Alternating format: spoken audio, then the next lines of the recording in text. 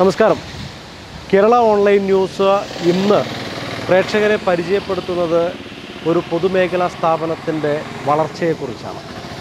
Kerala clays and ceramics product limited എന്ന് പറയുന്ന കേരളത്തിൻ്റെ ഏറ്റവും വലിയ ഒരു പൊതുമേഖലാ സ്ഥാപനമായി മാറിയ ഈ ഒരു സ്ഥാപനം ഒരുപക്ഷെ ഇന്ന് നേതൃത്വം കൊടുക്കുന്ന നമ്മുടെ പ്രധാനപ്പെട്ട കേരളത്തിൽ തന്നെ ഏറ്റവും പ്രഗത്ഭനായിട്ടുള്ള മുൻ MLA TV രാജേഷ് ചെയർമാൻ ആയിക്കൊണ്ട് ആനക്കൈ ബാലകൃഷ്ണൻ MD ആയിക്കൊണ്ട് പ്രവർത്തിക്കുന്ന ഒരു ഭരണസമിതി കഴിഞ്ഞ 3 വർഷം കൊണ്ട് 3-4 കോടി വിറ്റുവരവുള്ള ഒരു കമ്പനിയെ വൈവിധ്യവൽക്കരണത്തിലൂടെ 100 കോടിയോളം അടുപ്പിച്ചിരിക്കുന്ന ഒരു പ്രഗത്ഭമായ ഒരു മാറ്റത്തിൻ്റെ കഥയാണ് KCCPL നമുക്ക് മുന്നിലേക്ക് തരുന്നത്. എങ്ങനെ ഒരു പൊതുമേഖലാ സ്ഥാപനം ജനങ്ങളോടടുത്ത് നിന്ന് ഇത്രത്തോളം വൈവിധ്യവൽക്കരണം നടത്തി വിജയപാതയിലേക്ക് എത്തിയിരിക്കുന്നു എന്നാണ് നമുക്കറിയേണ്ടത്. അതിനുവേണ്ടി നമ്മൾ ആദ്യം MD ബാലകൃഷ്ണൻ സാറെ കാണാൻ പോവുകയാണ്. നമുക്ക് ഒന്നിച്ചു പോകാം.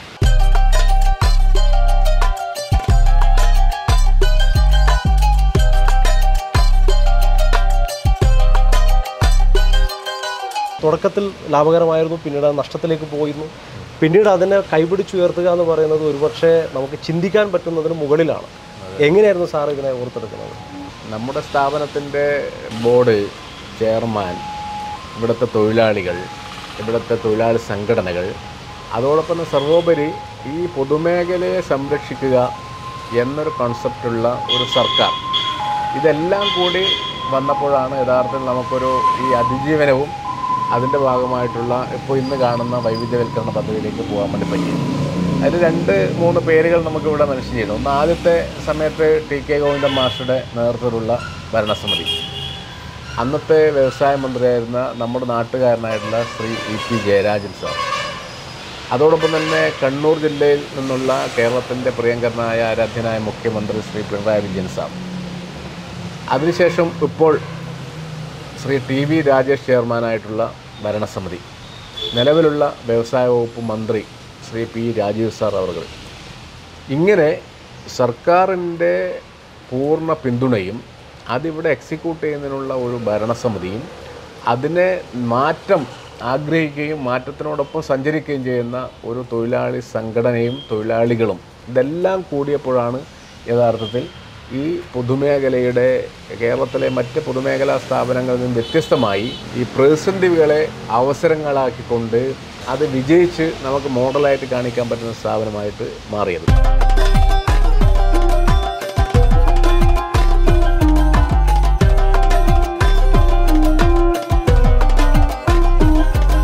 ഇപ്പോൾ കമ്പനി ഇത്തവണയും നമ്മൾ ലാഭത്തിലാണ്. തുടർന്നും ലാഭകരമാക്കി മാറ്റുന്നതിന് വേണ്ടിയിട്ടുള്ള പദ്ധതികളെക്കുറിച്ച് ഞങ്ങൾ ആലോചിക്കുകയാണ്. ഈ കാര്യത്തിൽ വ്യവസായ വകുപ്പിൻ്റെയും ബഹുമാനപ്പെട്ട വ്യവസായ വകുപ്പ് മന്ത്രിയുടെയും ഗവൺമെൻറ്റിൻ്റെയും ഭാഗത്തുനിന്ന് വളരെ നിർലോഭമായ പിന്തുണ ഞങ്ങൾക്ക് ലഭിക്കുന്നുണ്ട്. അപ്പോൾ ഒരു പൊതുമേഖലാ സ്ഥാപനം, അത് ജീവനക്കാരും ഡയറക്ടർ ബോർഡും അതോടൊപ്പം തന്നെ ഗവൺമെൻറ്റും ഉദ്യോഗസ്ഥന്മാരൊക്കെ മനസ്സ് വെച്ചാൽ നമുക്ക് ഏത് പൊതുമേഖലാ സ്ഥാപനത്തെയും എത്ര നഷ്ടത്തിലേക്ക് കൂപ്പുകുത്തിയ സ്ഥാപനത്തെയും നമുക്ക് തിരിച്ചു കൊണ്ടുവരാൻ കഴിയും, ലാഭകരമാക്കി മാറ്റാൻ കഴിയുമെന്നുള്ളതാണ് ഈ ഒരു എക്സ്പീരിയൻസിൽ നിന്ന് പറയാൻ.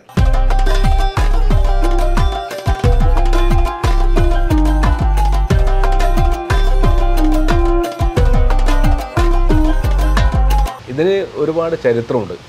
കാരണം യഥാർത്ഥത്തിൽ മലബാറിലെ ഏറ്റവും വലിയ ഇൻഡസ്ട്രിയലിസ്റ്റായിരുന്ന സാമുവൽ ആറൻ, അദ്ദേഹം ഫ്രീഡം ഫൈറ്റർ കൂടിയായിരുന്നു. അദ്ദേഹത്തിൻ്റെ നേതൃത്വത്തിലാണ് ആദ്യം china clay mining processing unit പഴയങ്ങാടിയിലും കണ്ണവരും നീലേശ്വരത്തും ആരംഭിക്കുന്നത്. അദ്ദേഹം ഒരുപാട് സ്ട്രഗിൾ ചെയ്തു, വിജയിച്ചു, സക്സസ്സായി. Super clays and mineral mining company എന്ന കമ്പനി നടത്തി. പക്ഷേ എന്തുകൊണ്ടോ അദ്ദേഹത്തിന് അതിൻ്റെ പൂർണ്ണ അർത്ഥത്തിൽ വിജയിപ്പിക്കാൻ വേണ്ടി കഴിഞ്ഞില്ല. പിന്നീട് ഒരു 1964-65 കാലഘട്ടത്തോടുകൂടി പ്രതിസന്ധി വന്ന് അടച്ചു പൂട്ടേണ്ടി വന്നു. തൊഴിലാളികളൊക്കെ തന്നെ പട്ടിണിയിലായി.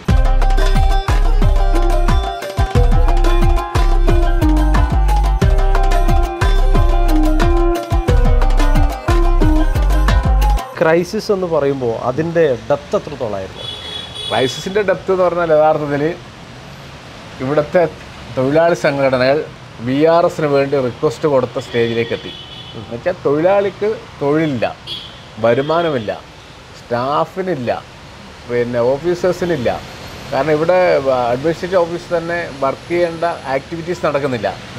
അപ്പോൾ ശമ്പളം കൊടുക്കാൻ ഗതിയില്ലാതെ തൊഴിലാളി സംഘടനകൾ ഇവിടെ പാപ്പിനിശ്ശേരിയിലും കളക്ടറേറ്റിന് മുമ്പിലും സെക്രട്ടേറിയറ്റിലും സമരം ചെയ്യുന്ന നിലയിലേക്ക് പോയി. അപ്പോഴെങ്ങനെയാണ് ഇതിന് സാധ്യത എന്ന് വ്യവസായ വകുപ്പുമായിട്ടൊക്കെ ചർച്ച ചെയ്ത് ആദ്യം മനസ്സിൽ വന്ന ഒന്ന് നമ്മുടെ മാങ്ങാട്ടുപറമ്പുള്ള Malabar incubation innovation centre Maizone എന്ന ഒരു യൂണിറ്റ്. കാരണം ഏകദേശം 30,000 സ്ക്വയർ ഫീറ്റ് ഏരിയ ഉണ്ട്. അപ്പോൾ മലബാറിലെ സ്റ്റാർട്ടപ്പുകളെ സഹായിക്കാൻ അത് വ്യവസായ വകുപ്പിൻ്റെ സപ്പോർട്ടോടുകൂടി മുഖ്യമന്ത്രി അതിനകത്ത് 4.5 കോടി രൂപ സ്റ്റാർട്ടപ്പ് മിഷനിലൂടെ നമുക്ക് ഗ്രാൻഡായിട്ട് തരികയാണ്. അപ്പോൾ ഇമ്മീഡിയറ്റ് ആയിട്ട് ഏകദേശം ഇപ്പോൾ 225 ആളുകൾ അവിടെ വർക്ക് ചെയ്യുന്നു. 70 സ്റ്റാർട്ടപ്പ് സംരംഭങ്ങളുണ്ട്.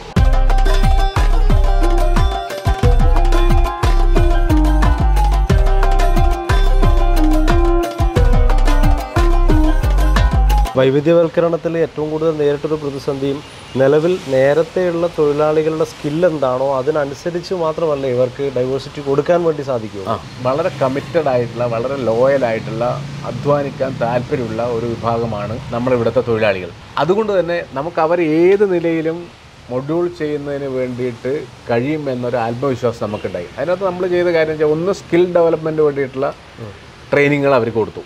രണ്ടാമത്തെ കാര്യം ഏറ്റവും പ്രധാനമായിട്ട് പബ്ലിക്കുമായിട്ട് ഡീൽ ചെയ്യുന്ന, ഇപ്പോൾ പെട്രോൾ പമ്പ് എന്നൊക്കെ പറഞ്ഞാൽ പബ്ലിക്കുമായിട്ട് ഡീൽ ചെയ്യുന്ന എല്ലാ ഡിഫറെൻറ്റ് ടൈപ്സ് ഓഫ് ആളുകൾ അവിടെ വരിക. അപ്പോൾ അവരെ മാനേജ് ചെയ്യുന്നതിന് വേണ്ടിയിട്ട് അവർക്ക് പേഴ്സണാലിറ്റി ഡെവലപ്മെൻറ്റ്, ബിഹേവിയർ സിസ്റ്റം ഇത് സംബന്ധിച്ച് എവരി മന്ത് ഇവർക്ക് ട്രെയിനിങ് കൊടുക്കും. അപ്പോൾ പബ്ലിക്കിൻ്റെ ഒപ്പീനിയൻ നമ്മളെടുക്കും, ഫീഡ്ബാക്ക്.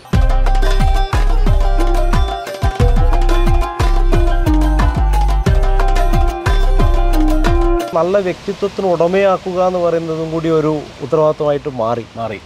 അപ്പം അതിൽ പൂർണ്ണമായും വിജയിച്ചു. അതാണ് ഈ 4 പെട്രോൾ പമ്പിലേക്ക് അല്ലെ 5 പെട്രോൾ പമ്പിലേക്ക് എത്തി.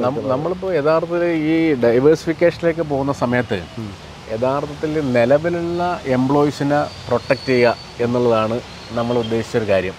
പക്ഷേ വൈവിധ്യവൽക്കരണം ഓരോന്നും സക്സസ് ആയപ്പോൾ ഉണ്ടായൊരു ഗുണം എന്ന് വെച്ചാൽ നിലവിലുള്ള എംപ്ലോയീസിനെ പൂർണ്ണമായിട്ടും ഡിപ്ലോയ് ചെയ്യുകയും ചെയ്തു.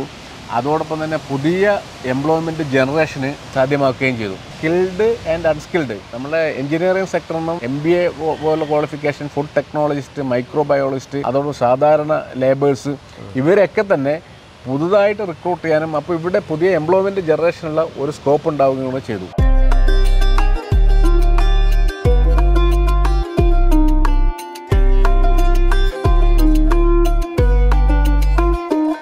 മണ്ണുമായി ബന്ധപ്പെട്ടിട്ടുള്ള ഒരു പ്രവർത്തനത്തിൽ നിന്ന് നേരെ മനുഷ്യൻ ഉള്ളിലേക്ക് കഴിക്കുന്ന ഭക്ഷണത്തിലേക്ക് നമ്മൾ എത്തി നിൽക്കുകയാണ്. അപ്പം അത്രയും ആനയും ആടും തമ്മിലുള്ളൊരു വ്യത്യാസം പോലെ നമുക്കതൊക്കെ എടുക്കണം. അപ്പം അതിലേക്ക് കടക്കുമ്പോൾ ഉണ്ടാകുന്ന ഒരു വെല്ലുവിളികൾ ഉണ്ടായിരുന്നില്ലേ? അല്ല, അതിനകത്ത് നമ്മൾ ചെയ്ത കാര്യം എന്ന് വെച്ചാൽ നമ്മൾ ഇതിനകത്ത് കൃത്യമായ ഒരു DPR തയ്യാറാക്കി. ആ DPR നമ്മൾ ഇൻ കൺസൾട്ടേഷൻ വിത്ത് CPCRI, അതോടെ കോക്കനട്ട് ഡെവലപ്മെൻറ്റ് ബോർഡ്, DFRL ഇതുപോലുള്ള സെൻട്രൽ സ്റ്റേറ്റ് ഗവൺമെൻറ് ഇൻസ്റ്റിറ്റ്യൂഷനുമായിട്ട് വളരെ ഡീറ്റെയിൽ ആയിട്ടുള്ള ഡിസ്കഷൻ നടത്തി DPR തയ്യാറാക്കി. അവരുടെ ടെക്നോളജി ട്രാൻസ്ഫർ നടന്നു. അതോടൊപ്പം തന്നെ ഏകദേശം 10-12,000 square feet area new technology ഉപയോഗിച്ചിട്ടുള്ള ബിൽഡിങ് വളരെ ഹൈജീനിക് ആയിട്ട് ചെയ്യുന്നതിന് വേണ്ടിയിട്ടുള്ള കാര്യങ്ങൾ ചെയ്തു. മീഡിയാസ് വന്നാൽ, അതുപോലെ ഗവൺമെൻറ് ഒഫീഷ്യൽസ് വന്നാൽ, ഒരു ജനപ്രതിനിധി വന്നാൽ എന്താണ് അവിടെ നടക്കുന്ന ആക്ടിവിറ്റീസ് അവർക്ക് മനസ്സിലാവാൻ നമ്മളൊരു പൊതുമേഖലാ സ്ഥാപനം നമുക്ക് ബാധ്യതയുണ്ട്. അതുപോലെ തന്നെ പുതുതായിട്ട് ഇത്തരം പ്രൊജക്റ്റുകൾ തുടങ്ങാൻ ആഗ്രഹിക്കുന്ന ഒരാൾക്ക് അവർക്ക് സപ്പോർട്ടീവായിട്ടുള്ള ഒരു ട്രെയിനിങ് സെൻറ്റർ അല്ലെങ്കിൽ അവർക്ക് കാര്യങ്ങൾ മനസ്സിലാക്കാനുള്ള ഒരു ഇൻസ്റ്റിറ്റ്യൂഷൻ എന്നതിൽ വേണം. പക്ഷേ ഹൈജീനിക് ആയതുകൊണ്ട് ഒരാൾ ചെറിയ ആരോഗ്യ പ്രശ്നം ഉണ്ടെങ്കിൽ പോലും ഈ പ്രൊഡക്റ്റിൻ്റെ ക്വാളിറ്റി റിഫ്ലക്റ്റ് ചെയ്യും.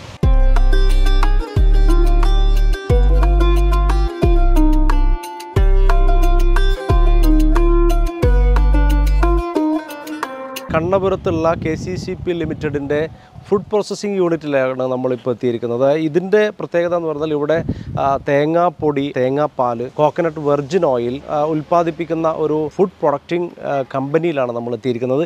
ഇനി ഇതിൻ്റെ പ്രവർത്തനങ്ങളും ഇതിൻ്റെ ഉള്ളിൽ നിന്ന് എന്തൊക്കെയാണ് ഉണ്ടാക്കുന്നതെന്നുള്ള കാര്യങ്ങളാണ് നമുക്കറിയാനുള്ളത്.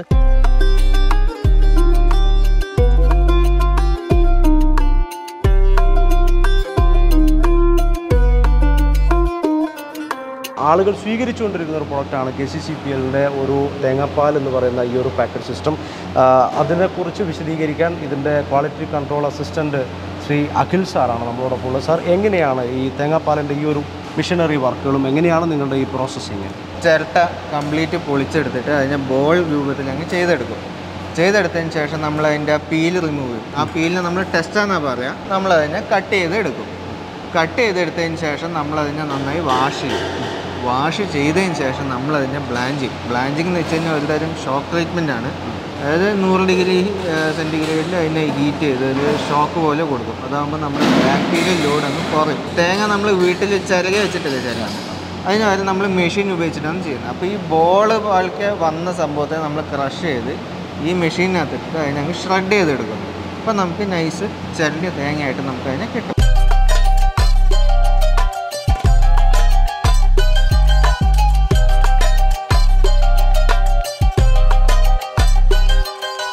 ഇതിനകത്ത് നമ്മൾ ടൈം, ടെമ്പറേച്ചർ, പ്രഷർ ഈ 3 ഫാക്ടേഴ്സ് നമ്മൾ അതിനകത്ത് സെറ്റ് ചെയ്യുന്നുണ്ട്.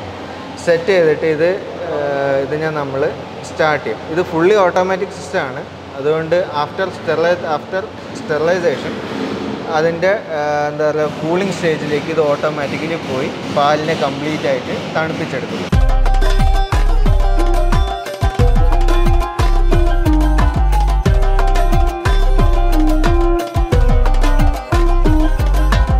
പാല് കാച്ചുന്നുണ്ട്, സെയിം പ്രോസസ്സാണ്. അതിന് നമ്മളിവിടെ കുറച്ചും കൂടെ മെത്തഡിക്കലായിട്ട് നമ്മളിത് ചെയ്യുന്നു.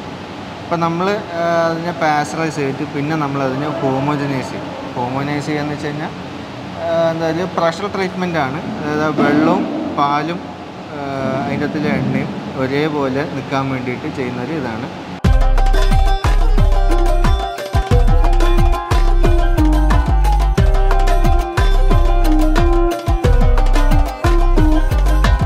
അതായത് പ്രീവിയസ് ട്രീറ്റ്മെൻറ്റിൽ ഉണ്ടായിരുന്ന എന്തെങ്കിലും കുറവുകൾ വല്ലതും ഉണ്ടെങ്കിൽ അതിനെ നികത്താൻ വേണ്ടിയിട്ട് നമ്മൾ ഫർദർ അതിനെ ഹീറ്റ് ചെയ്തിട്ടാണ് കൊണ്ടുപോകുന്നത്. ഹൈജീനും സേഫാണ്, ടെമ്പറേച്ചർ വൈസും പ്രോഡക്റ്റ് സേഫാണ്. സാധാരണ തേങ്ങാപ്പാൽ വാങ്ങുന്ന ആളുകൾ സംശയം ഇത് ഫ്രിഡ്ജിൽ വെക്കണം എന്നുള്ളൊരു ചില ചിന്തകളുണ്ട്. ഫ്രിഡ്ജിൽ വെച്ചില്ലെങ്കിൽ അത് കേടാവാൻ സാധ്യതയുണ്ടോ? ഇല്ലില്ല, ഫ്രിഡ്ജിൽ വെക്കേണ്ട, തുറന്നാൽ മാത്രമേ ഫ്രിഡ്ജിൽ വെക്കേണ്ട കാര്യമുള്ളൂ. അല്ല ആസ് സച്ച് ഇത് 8 months വരെ ലൈഫ് ഉണ്ടാവും.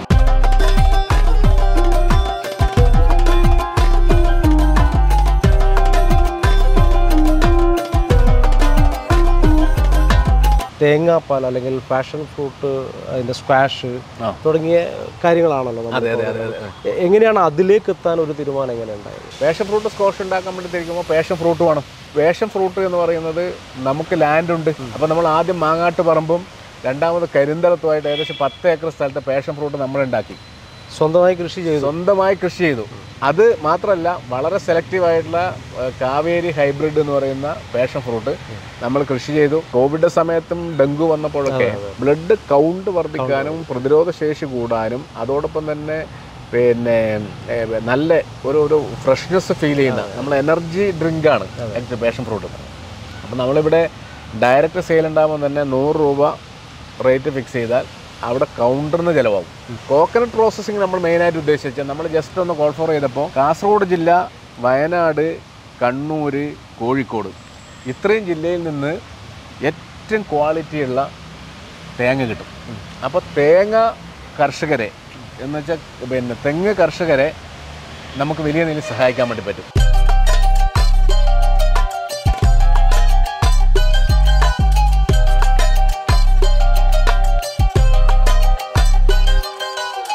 തേങ്ങാപ്പൊടി എന്ന് പറഞ്ഞൊരു പ്രൊഡക്റ്റിലേക്ക് KCCP അല്ലേ? അതെ. ആ ആശയത്തിലേക്ക് എങ്ങനെയല്ല? തേങ്ങാപ്പൊടി യഥാർത്ഥത്തിലുണ്ടല്ലോ, ചമ്മന്തി ഉണ്ടാക്കാം, പുട്ടിന് ഉപയോഗിക്കാം, വറുത്തരച്ച് ചെയ്യാം, എങ്ങനെ ഡിഫറെൻ്റ് ആയിട്ടുള്ള എന്തൊക്കെയാണോ നമ്മളൊരു തേങ്ങ സാധാരണ ചിരവി അതിനുശേഷം ചെയ്യുക, അതൊക്കെ തന്നെ ഈ തേങ്ങാപ്പൊടി കൊണ്ട് ഉണ്ടാക്കാൻ പറ്റും.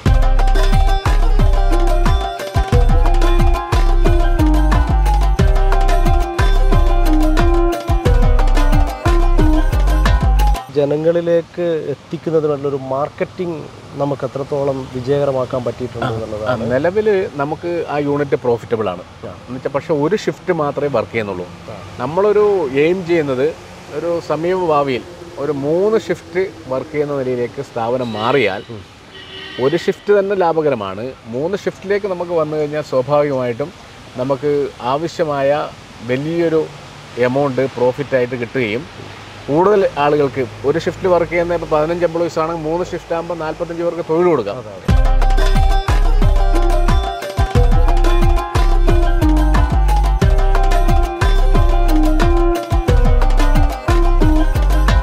കേരള സർക്കാർ സംരംഭം എന്ന് പറയുന്ന അത് തന്നെ ജനങ്ങളിലേക്ക് ഒരു വിശ്വാസ്യത കൂടുതൽ കൊടുക്കുന്ന ഒരു ക്യാപ്ഷനാണ്. അതെ അതെ അതെ അതെ. അപ്പോൾ ആ ക്യാപ്ഷനെ നമ്മൾ ഈ ഒരു സ്ഥാപനം എത്രത്തോളം ഇപ്പോൾ മാർക്കറ്റ് ചെയ്യുന്നുണ്ടെന്നുള്ളതാണ്.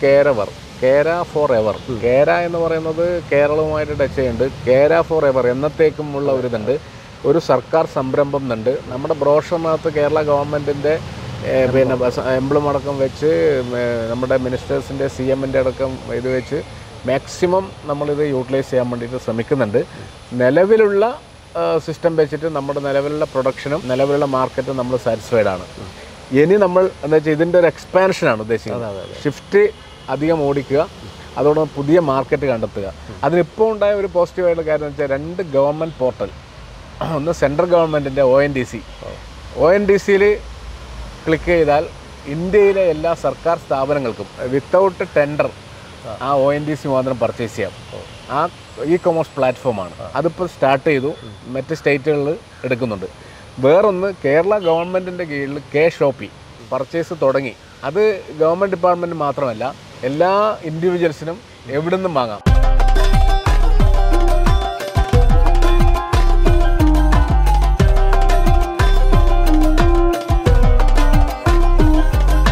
കോക്കനട്ട് വെർജിൻ ഓയിൽ എന്ന് പറയുന്നത് ഇതൊരു പക്ഷേ എല്ലാ കമ്പനികളും അത് അത്രത്തോളം അത് ഉണ്ടാക്കുന്നതിൽ വിജയിച്ചിട്ടുണ്ടോ എന്ന് പറയാൻ പറ്റില്ല. പക്ഷെ ഇവിടെ KCCPL അതിലും വിജയിച്ചിരിക്കുന്നു എന്നുള്ളതാണ്. അതെ അതെ അതെ. അപ്പോൾ അത് ഏറ്റവും നല്ല പ്യുവർ ആയിട്ടുള്ള അത് നിങ്ങൾ ശ്രദ്ധിച്ചാൽ മനസ്സിലാവും. അതിൻ്റെ കളറ് തന്നെ കോൾഡ് പ്രോസസ്സിൽ ഇത്രയും ക്വാളിറ്റിയിൽ ഇന്ത്യയിൽ എവിടെയും തന്നെ വെർജിൻ കോക്കനട്ട് ഓയിൽ എടുക്കുന്നില്ല. അതിലിപ്പം ഔഷധി നമ്മുടെ ഏറ്റവും പ്രധാനപ്പെട്ട കസ്റ്റമറാണ്. നമ്മുടെ ഒരു പ്രൊഡക്ഷൻ്റെ ഒരു പ്രധാന ഭാഗം ഔഷധിയാണ് എടുക്കുന്നത്. ഞാൻ നേരത്തെ പറഞ്ഞതുപോലെ നമ്മുടെ പ്രൊഡക്റ്റിൻ്റെ ക്വാളിറ്റി അതാണ് ഏറ്റവും പ്രധാനം. അത് അതിൻ്റെ പ്രോസസ് സിസ്റ്റവും. അപ്പോൾ ആ ഒരു പ്രോസസ് സിസ്റ്റം കണ്ട് ഇഷ്ടപ്പെട്ട് സൈറ്റിൽ വിസിറ്റ് ചെയ്തതിന് ശേഷമാണ് ആൾക്കാർ നമ്മുടെ പ്രൊഡക്റ്റ് എടുക്കുന്നത്.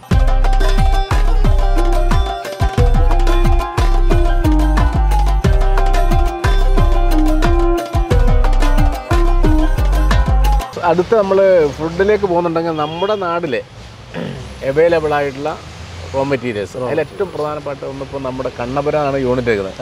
ഇപ്പോൾ കണ്ണപുരം മാങ്ങ, നമ്പ്യാർ മാങ്ങ, കുറ്റ്യാട്ടൂർ മാങ്ങ എല്ലാം ഒന്ന് തന്നെയാണ്. ഒരു കണ്ണപുരം മാങ്ങ, മാംഗോ ജ്യൂസ് അല്ലെങ്കിൽ സ്ക്വാഷ്, ആ നിലയിൽ ഒരു ബ്രാൻഡിൽ ഒരു ഫുഡ് പ്രോഡക്റ്റിലെ ഒരു എക്സ്പാൻഷൻ നിലയിൽ ഒന്ന് ആലോചിക്കുന്നത്. 2 നമ്മുടെ നാട്ടിൽ ഏറ്റവും അവൈലബിൾ ആയിട്ടുള്ള ചക്കയാണ്. അപ്പോൾ ജാക്ക് ഫ്രൂട്ടിന് എന്ന് വെച്ചാൽ ഡിഫറൻറ്റ്, നമ്മൾ പല സ്ഥലത്തും അതിൻ്റെ ഒരുപാട് ഉൽപ്പന്നങ്ങൾ, ഒരുപാട് 50ഓളം പ്രൊഡക്റ്റുകൾ ചക്കയിൽ നിന്ന് ഉണ്ടാക്കാൻ വേണ്ടി പറ്റും. അത് നമ്മൾ സീരിയസ് ആയിരിക്കും. കാരണം ഇതൊന്ന് ഇതിൻ്റെ ഒരു നെക്സ്റ്റ് സ്റ്റേജിലേക്ക് എത്തിയ ഉടനെ അടുത്ത അതിനുള്ള ഫെസിലിറ്റി നമുക്കുണ്ട്. കുറച്ച് മിഷനറീസ് അഡീഷണൽ വാങ്ങണമെന്നേ ഉള്ളൂ.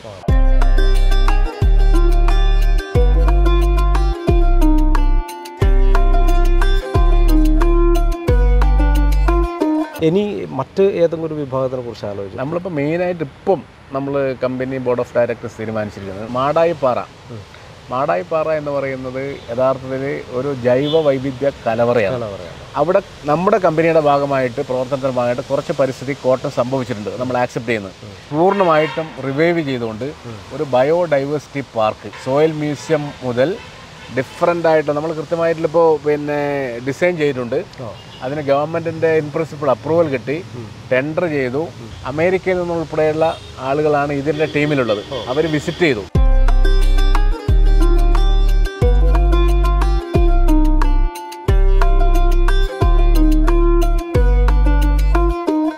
കയറുമായി ബന്ധപ്പെട്ടിട്ടുണ്ടാവുന്ന മറ്റേതെങ്കിലും വൈവിധ്യവൽക്കരണമുണ്ടോ? ചകിരിച്ചോറ്, അതിന് നമ്മൾ അഗ്രിപിത്ത് എന്ന ബ്രാൻഡിൽ ഒരു പുതിയ പ്രൊഡക്റ്റ് നമ്മൾ ലോഞ്ച് ചെയ്തിട്ടുണ്ട്. അതെന്ന് വെച്ചാൽ കൃഷി ആവശ്യത്തിന് വേണ്ടി ഗാർഡൻ നഴ്സറി ഇത്തരം കാര്യങ്ങൾക്ക് ഒരു 1-2 വർഷത്തിന് ശേഷം ഹൈറ്റിലേക്ക് വരേണ്ട ചെടി ഈ കമ്പോസ്റ്റ് ഉപയോഗിച്ച് കഴിഞ്ഞാൽ 1 വർഷം കൊണ്ട് തന്നെ വളർച്ചയെത്തും. അത് നല്ല ഡിമാൻഡാണ്. ഇപ്പോൾ തിരുവനന്തപുരത്തൊക്കെ ആഗ്രോ ഇൻഡസ്ട്രീസ് കോർപ്പറേഷൻ്റെ അവിടുത്തെ സൂപ്പർ മാർക്കറ്റ് ഉണ്ട്. അവിടെയൊക്കെ ആ വീക്കിലി ഇവിടുന്ന് ലോഡ് പോവുകയാണ്. ഇവിടുത്തെ കർഷകരും എല്ലാവരും തന്നെ ഇത് ആക്സെപ്റ്റ് ചെയ്തിട്ടുണ്ട്.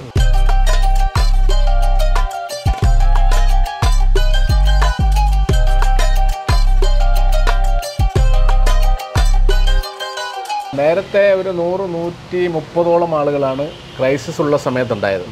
ഇപ്പോൾ അഡീഷണലായിട്ട് നമ്മളെ പെട്രോൾ പമ്പ് അടക്കം വന്നപ്പോൾ ഏകദേശം 70ഓളം ആളുകൾ അഡീഷണലായിട്ട്, ഇപ്പോൾ 200 പേര് നമ്മുടെ പെർമനന്റ് റോളിൽ തന്നെ. നേരത്തെയുള്ള 130 അങ്ങനെ തന്നെ നിലനിർത്തി നിലനിർത്തുകയും അവരെ നമുക്ക് പരമാവധി അതിനകത്ത് കുറച്ച് ഏജ്ഡ് ആയിട്ടുള്ള ആൾക്കാർ, ആരോഗ്യ പ്രശ്നമുള്ള ആളുകൾ, പെട്രോൾ പമ്പെല്ലാം പറഞ്ഞാൽ 8 മണിക്കൂർ നിൽക്കണം.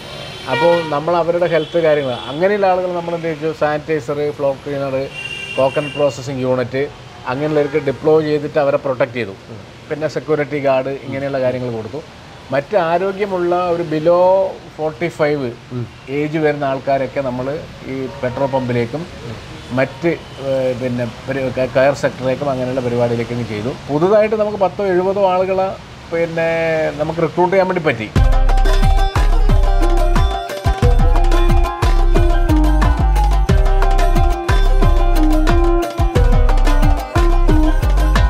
ഇത്രയും ആളുകൾ ഒറ്റയ്ക്ക് മാനേജ് ചെയ്യുന്നത് പോസിബിൾ അല്ല. അപ്പോൾ അതെങ്ങനെയാണ് ഈ അഡ്മിനിസ്ട്രേഷൻ, ഇത്രയും ആളുകൾ എങ്ങനെയാണ്? അഡ്മിനിസ്ട്രേഷൻ എന്ന് പറയുന്നത് അതൊരു പ്രത്യേകമായ ഒരു ടാക്ടിക്സും ഒരു പ്രൊഫഷണൽ മെത്തേഡും ഉണ്ട്. അതായത് ഒരു കൂട്ടായ ഒരു സംഭവമാണ്. അപ്പോൾ ഒരു organisation chart, board of directors, government board of directors, chairman ഉൾപ്പെടെയുള്ള സംവിധാനം. അതിൽ വൺ ഓഫ് ദ ഡയറക്ടറാണ് MD. Day to day activities എല്ലാം മാനേജ് ചെയ്യേണ്ട ഉത്തരവാദിത്വം MDക്കാണ്. MD അതിനെ ഡീസെൻട്രലൈസ് ചെയ്യും. അപ്പോൾ AGM, manage, personnel department, purchase department, finance department, ഇങ്ങനെ ഓരോ സെക്ടർ, പ്രൊഡക്ഷൻ ഡിപ്പാർട്ട്മെൻറ്റ്, ഓരോ സെക്ടറിലും ഓരോ ഹെഡ് ഉണ്ട്. അപ്പോൾ ഓരോ യൂണിറ്റിനും ഒരു മാനേജർ ചാർജ് ഉണ്ട്. മിനിസ്റ്ററുടെ മോണിറ്ററിംഗ് ഉണ്ട്. 1 in 3 months മിനിസ്റ്റർ ഇത് റിവ്യൂ ചെയ്യും. അപ്പോൾ ഗവൺമെൻറ്റിന് ഈ റിപ്പോർട്ടൊക്കെ കൊടുക്കണമെങ്കിൽ എന്ത് ചെയ്യണം, നമുക്ക് എവരി മന്ത് വളരെ കൃത്യസമയത്ത് 31st നമുക്ക് കിട്ടണം. 31-ാം തീയതി കിട്ടിയില്ലെങ്കിൽ നമ്മൾ അവർക്ക് നോട്ടീസ് കൊടുക്കും, ആരാണ് അതിനകത്ത് ജോബ് വരുന്നത്. അപ്പം പിന്നെ എല്ലാം നമ്മൾ കമ്പ്യൂട്ടറൈസ്ഡ് ടാലി സംവിധാനവും കാര്യങ്ങളും സോഫ്റ്റ്വെയറിലൂടെ ലിങ്ക്ഡാണ്. അത് ഒരു പരിധിവരെ നമ്മൾ ഈ സിസ്റ്റം അഡ്മിനിസ്ട്രേഷനിലൂടെ വേറെ പ്രശ്നങ്ങളൊന്നുമില്ലാതെ ഗവൺമെൻറ്റിൽ കൃത്യമായ റിപ്പോർട്ട് കൊടുക്കുന്നതാണ്.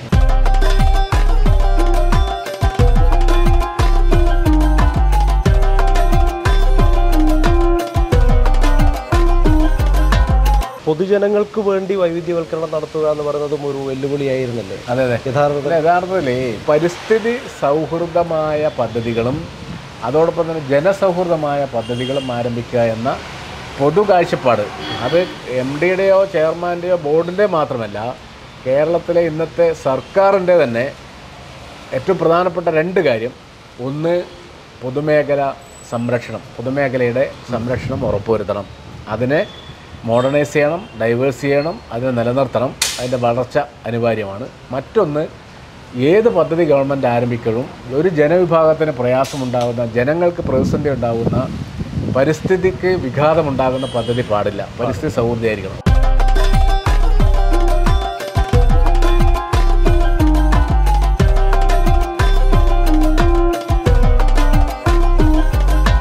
പണ്ട് നഷ്ടത്തിലായിരുന്നല്ലോ, ഇപ്പോൾ ലാഭം എത്രത്തോളമാണ്? ഇപ്പോൾ നമ്മൾ യഥാർത്ഥത്തിൽ ഈ ക്രൈസിസ് വന്ന സമയത്ത് 3.41 കോടിയാണ് ഇതിന് ടേൺ ഓവർ ഉണ്ടായത്. വാർഷിക വിറ്റുവരവ് അത് ഏകദേശം 100 കോടിയിലേക്ക് എത്തുകയാണ് ഒരു വർഷം. അതോടൊപ്പം തന്നെ 4 കോടി രൂപ മൈനസിലുണ്ടായത് ഏകദേശം 1 കോടിയിലേക്ക് നമ്മുടെ പ്രോഫിറ്റ് എത്തുകയാണ്. അതിനിയിപ്പം അടുത്ത 2 പെട്രോൾ പമ്പും ആൻറ്റിസെപ്റ്റിക്കും കൂടെ കഴിയുമ്പം നമ്മുടെ ടേൺ ഓവറും വർദ്ധിക്കും. സ്വാഭാവികമായിട്ട് എല്ലാ കോസ്റ്റും കഴിച്ചതിന് ശേഷമുള്ള പ്രോഫിറ്റിലേക്ക് സ്ഥാപനം കഴിഞ്ഞ 3 വർഷമായിട്ട് ഇപ്പോൾ ഇതിൻ്റെ പീക്ക് ടൈമിലേക്ക് എത്തിയിരിക്കുകയാണ്. ഇനിയിപ്പോൾ നമ്മുടെ ബാക്കിയുള്ള കംപ്ലീറ്റ് ചെയ്യേണ്ട പ്രൊജക്റ്റുകൾ കംപ്ലീറ്റ് ചെയ്യുന്നതോടുകൂടി കേരളത്തിലെ ഏറ്റവും പ്രധാനപ്പെട്ട പൊതുമേഖലാ സ്ഥാപനങ്ങളിലൊന്ന് ആയിട്ട് KCCPL മാറും.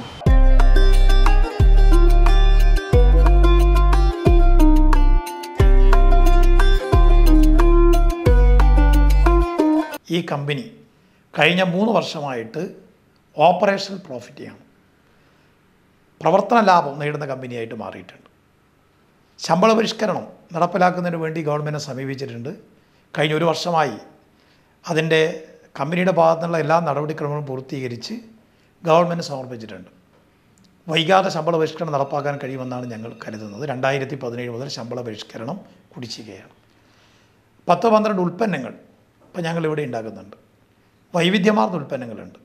ഇപ്പോൾ ഞങ്ങൾക്ക് നേരത്തെ മൈനിങ് ആയിരുന്നെങ്കിൽ ഇന്നിപ്പോൾ ഒരു IT ഇൻക്യുബേഷൻ സെൻറ്റർ, ഒരു മിനി IT പാർക്ക് എന്ന് വിശേഷിപ്പിക്കാവുന്ന ഒരു സ്ഥാപനം, അത് KCCPL, അതുപോലെ തന്നെ സ്റ്റാർട്ടപ്പ് കേരള മിഷൻ, കണ്ണൂരിലെ IT സംരംഭകരുടെ കൂട്ടായ്മയായിട്ടുള്ള മൈസോൺ, ഇവ 3 ചേർന്നിട്ടാണ്. അപ്പോൾ സ്ഥലവും കെട്ടിടവും ഞങ്ങളുടേതായിരുന്നു. അത് റിനോവേറ്റ് ചെയ്ത് ഒരു IT-ക്ക് അനുകൂലമായൊരു കെട്ടിടമാക്കി പരിവർത്തിപ്പിച്ചത് സ്റ്റാർട്ടപ്പ് മിഷൻ്റെ പണം കൊണ്ടാണ്. മൈസോൺ എന്ന് പറയുന്ന IT സംരംഭ കൂട്ടായ്മയാണ് ആ പാർക്ക് നടത്തുന്നത്. ഒരുപക്ഷെ നമ്മുടെ മലബാറിൽ ഇത്തരമൊരു സ്ഥാപനം ആദ്യത്തേതാണ്. ഇപ്പോൾ ഏറ്റവും ഇന്നൊവേറ്റീവായ ഐഡിയ ഉള്ള ബിടെക്കും അതുപോലെ തന്നെ സാങ്കേതിക വിദ്യാഭ്യാസമൊക്കെ നേടിയ ആളുകളെ സംബന്ധിച്ചിടത്തോളം വിവിധ മേഖലകളിൽ അവർ സ്വന്തമായൊരു സ്റ്റാർട്ടപ്പ് തുടങ്ങുന്നതിന് വേണ്ടിയിട്ടുള്ള ഒരന്തരീക്ഷം ഇവിടെയുണ്ട്. ഇത് നല്ലൊരു പ്രൊജക്റ്റാണ്. നമുക്കവിടെ ഇതിനെ നമുക്ക് വേണമെങ്കിൽ ഒരു മിനി IT പാർക്കായിട്ട് വികസിപ്പിക്കാൻ വേണ്ടി കഴിയും. അത് സംസ്ഥാന സർക്കാരിന് ഞങ്ങൾ വിശദമായൊരു പ്രപ്പോസൽ ഞങ്ങൾ കൊടുത്തിട്ടുണ്ട്. കഴിഞ്ഞ ദിവസം ധനകാര്യമന്ത്രി ശ്രീ കെ എൻ ബാലഗോപാലായി സംസാരിച്ചിരുന്നു. അദ്ദേഹം ഇവിടം സന്ദർശിക്കാമെന്ന് പറഞ്ഞിട്ടുണ്ട്.